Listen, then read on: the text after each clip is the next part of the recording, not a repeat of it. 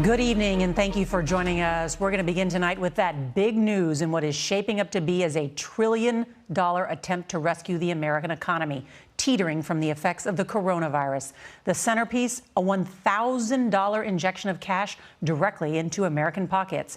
This on a day when Marriott, the world's biggest hotel chain, furloughs tens of thousands of employees. Medical workers on the front lines face shortages in life-saving equipment and concerns for their own safety.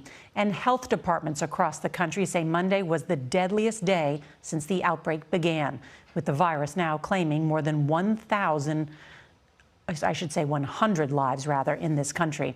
And tonight, West Virginia is reporting its first case of infection. That means coronavirus is now in all 50 states. In New York, the mayor says a citywide shelter in place could be coming soon. And all this on St. Patrick's Day, where instead of crowds of revelers, many bars are shuttered and big crowds are banned.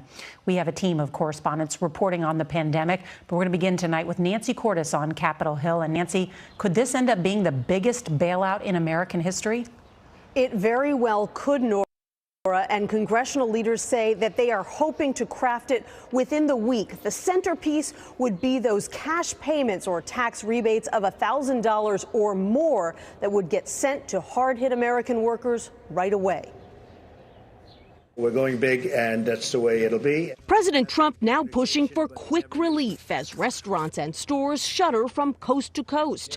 Treasury Secretary Steve Mnuchin. Americans need cash now, and the president wants to get cash now. And I mean now, in the next 2 weeks. It's part of a massive economic infusion now in the works. This is a remarkable achievement that could ultimately dwarf the $800 billion stimulus package that Congress passed during the last recession in 2009. The goal here is to deal with this emergency created by this pandemic.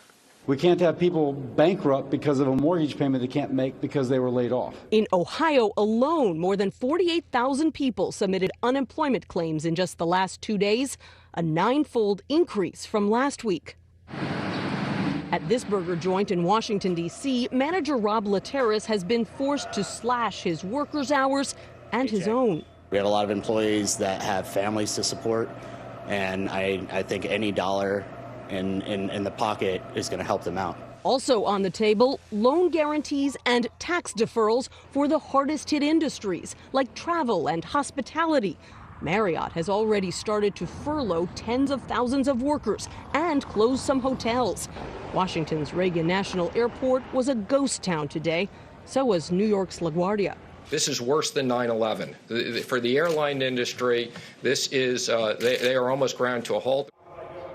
Senate Majority Leader Mitch McConnell says he is keeping senators in town until they can get this bill done. The concern is, Nora, that if he lets everyone go home, it'll be difficult to get them back here to vote, given all the new restrictions on movement and travel. A real sense of urgency. Nancy, thank you.